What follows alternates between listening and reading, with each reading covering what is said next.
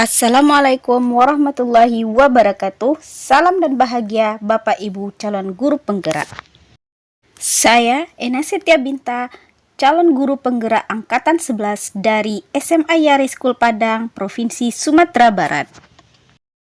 Saya akan memaparkan kesimpulan dan refleksi pemikiran Ki Hajar Dewantara modul 1.1 koneksi antar materi.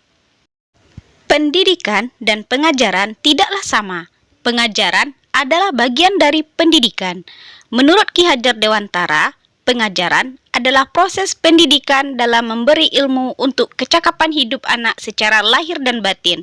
Sedangkan pendidikan pada hakikatnya adalah menuntun segala kodrat yang ada pada anak agar mereka dapat mencapai keselamatan dan kebahagiaan yang setinggi-tingginya, baik sebagai manusia maupun sebagai masyarakat.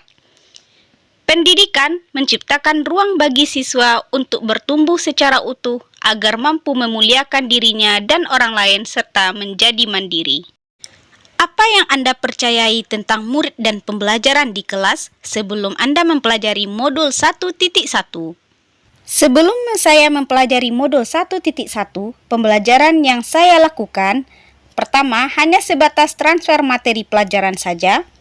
Ketuntasan dalam penyampaian materi lebih penting daripada memahami karakteristik murid, hanya melihat nilai murid dari aspek kognitif saja, dan misalnya saat mereka mengerjakan tugas atau ulangan harian.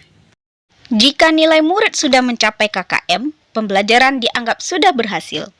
Selain itu, saya beranggapan bahwa murid hanya sebagai objek pembelajaran, sehingga pembelajaran terpusat pada guru atau teacher center.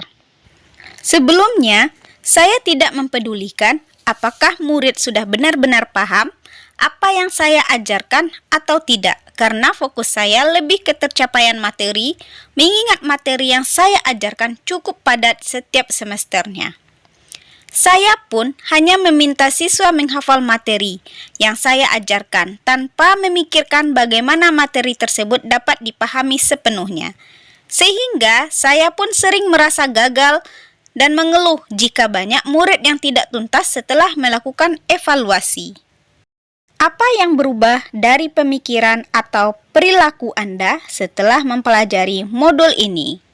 Setelah saya mempelajari modul 1.1 tentang pemikiran Ki Hajar Dewantara, saya menyadari bahwa apa yang saya pikirkan dan saya lakukan selama ini tidak tepat.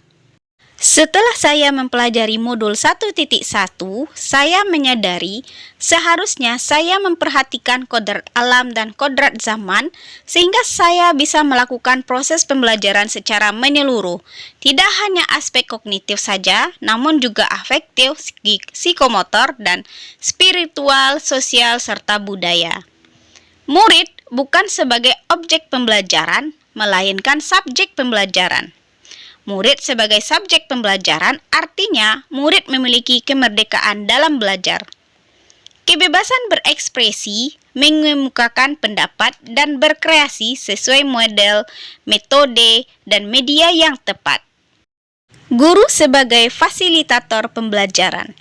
Guru harus ikhlas, penuh kesabaran menerima anak dengan segala ketulusan hati agar terwujud pembelajaran yang menyenangkan dan berpusat pada murid. Selain itu, saya harus mempelajari dan memahami karakteristik murid karena setiap anak dilahirkan dengan kodrat yang samar-samar dan gurulah yang harus menebalkan garis samar-samar tersebut agar dapat memperbaiki laku anak. Saya harus menghargai setiap karakter murid, berikan kesempatan mereka tumbuh sesuai dengan kodratnya. Apa yang dapat diterapkan lebih baik agar kelas Anda mencerminkan pemikiran Ki Hajar Dewantara? Yang dapat saya terapkan dalam pembelajaran di kelas antara lain, merancang pembelajaran yang interaktif dan menyenangkan dengan melibatkan murid sesuai metode student center.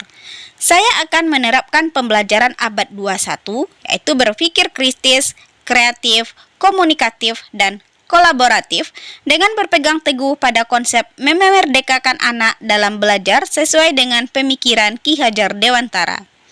Pembelajaran tidak lagi menuntut tetapi menuntun dengan menerapkan pembelajaran yang menjunjung tinggi kodrat alam dan kodrat zaman, karena guru diibaratkan sebagai petani.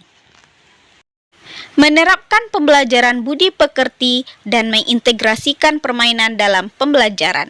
Mendorong murid mengenali potensi dirinya dengan memberikan waktu untuk bereksplorasi dan berinovasi. Menerapkan konsep merdeka belajar dan mengintegrasikan dengan profil pelajar Pancasila. Akhir kata, terimalah anak dengan senang hati dan tuntunlah anak sesuai kodratnya.